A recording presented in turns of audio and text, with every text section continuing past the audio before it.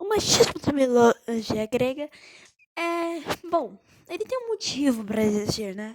Afinal, muita gente esquece que as histórias mais famosas da mitologia grega foram escritas antes de Cristo. Ou seja, nessa época, se a mulher falasse um oi, ela é espancada na rua. Mas isso também é muito presente na própria mitologia em si. Então hoje nós vamos falar sobre o machismo na mitologia grega. Vamos começar por Hera, uma das grandes protagonistas do início dos tempos da mitologia grega. Digamos uma Gênesis.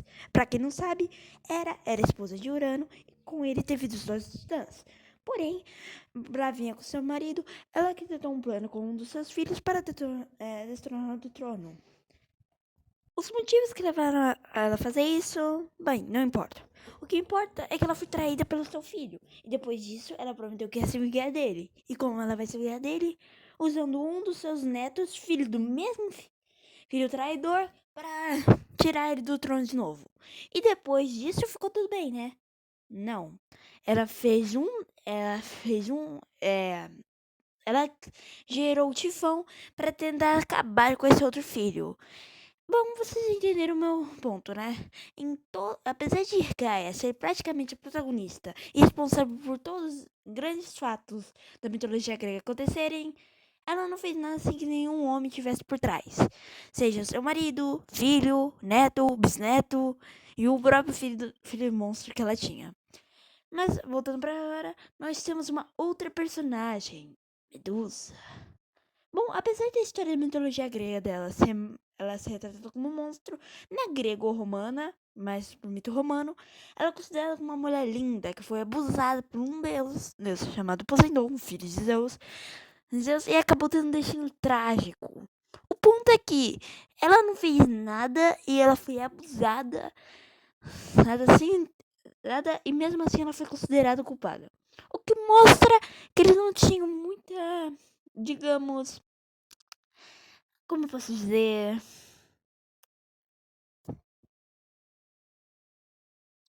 Sim, direitos humanos.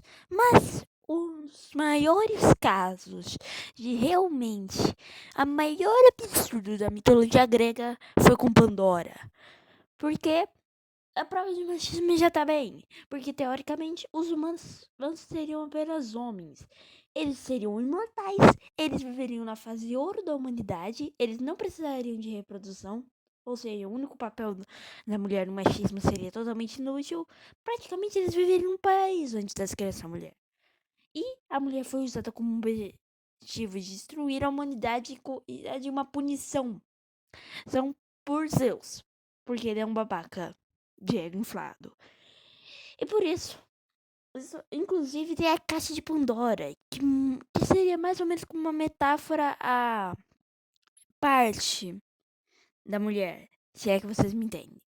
E por isso ela seria um mal para a humanidade, porque quando ela abriu a caixa, todos os maus de doenças se espalharam para a humanidade. Sinceramente, isso é idiotice. Inclusive, muitos arqueólogos não, historiadores, dizem que o fato de um dos escritores famosos que tá aí o nome ter criado a caixa de Pandora, o jarro, seria uma metáfora justamente isso que eu falei. Ou seja, o próprio cara escreveu uma história sobre como o negócio da mulher seria algo terrível. Ou seja, o machismo é algo inacreditável. Sem contar que se formos analisar os papéis das deusas da mitologia grega, o machismo se torna ainda mais claro.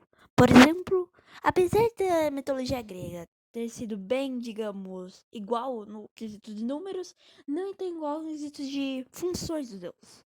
Por exemplo, Cronos e Rhea tiveram 6 irmãos, dentre eles Zeus, dentre os quais 3 eram homens e 3 eram mulheres. Quer dizer, eram mulheres. Porém, os homens, no caso, era o deus do céu, o deus do submundo e o deus do mar. Já as mulheres eram a deusa do lar, do casamento e da colheita. E, indo para o assunto da colheita, Deméter seria claramente uma alegoria às escravas que viviam no gênio. Porque, de certa forma, ela foi, digamos, abusada por um dos seus senhores, que seria Zeus. E depois disso, ela foi abusada por seu outro irmão, que seria o Poseidon. E, nesses casos, ela poderia ser muito bem uma agrícola, até porque ela mexe muito com a terra. E, há muito tempo atrás, muitas, digamos, agricultores mexiam com a planta e acabavam sendo usados por homens em cargos superiores, como o caso de Deméter. E agora, indo por causa de Hera, a coisa fica ainda pior. Porque, muito antigamente, as mulheres, como elas não poderiam trair, senão elas eram queimadas, elas julgavam todo o ódio que elas tinham para as mulheres, eram os descendentes, que se as mulheres que se relacionavam com seu marido, isso fazia com que muitas vezes elas eram consideradas como loucas, vilãs. De certa forma, o marido preferia que elas descontasse a fúria dos descendentes. E isso me lembra muito uma certa personagem. No caso, a Hera. E ainda mais a Hera, a deusa do casamento. E mesmo com o marido dela traindo muitas vezes, ela muitas vezes é considerada vilã. Sendo que, sinceramente, eu tenho certeza que qualquer mulher, se fosse traída tantas vezes quanto Hera, e fosse tão... e não pudesse fazer o mesmo, sinceramente, eu acho que pouquíssimas não enlouqueceriam. Mas o mais interessante que eu tenho escolhido esse tema para esse vídeo é que a própria mitologia fala desse tema. E, como eu não quero deixar vocês na mão, eu vou contar a história. Há muito tempo vivia um profeta. Bom, seria um profeta. Ele não era ainda. Ele era apenas um homem comum. Até que um dia ele encontrou duas cobras namorando. Então ele tomou susto e, em vez de simplesmente deixar as cobras ali ou matar as duas, eu não sei o que eu faria nessa situação, ele simplesmente matou a cobra fêmea. E Hera, que não tem nada pra fazer da vida, estava olhando esse namoro de cobras. Sim, esquisito, eu sei. E, por causa disso, ela resolveu jogar uma maldição, Teresas. Que era o caso do profeta que viria a ser um dos profetas mais frequentes da mitologia grega. Tanto que ele participa do cara lá que casou com a mãe e dos Vingadores Os Vingadores Grêmio, não, da história de ação. Mas, voltando pra história, ela transforma Tiresias em uma mulher, para entender como as mulheres sofriam. E muito tempo se passa, e ele acaba, depois disso, vendo duas cobras namorando de novo. E assim ele mata a cobra macho. Assim ele volta a ser homem.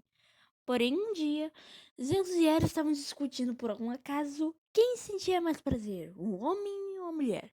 Obviamente, a ciência já comprovou que foi um homem, mas, por causa dessa discussão, Zeus foi convocado, porque ele já tinha sido mulher e homem. E ele também, e se você está se perguntando, sim, ele se deitou com um homem quando ele era mulher.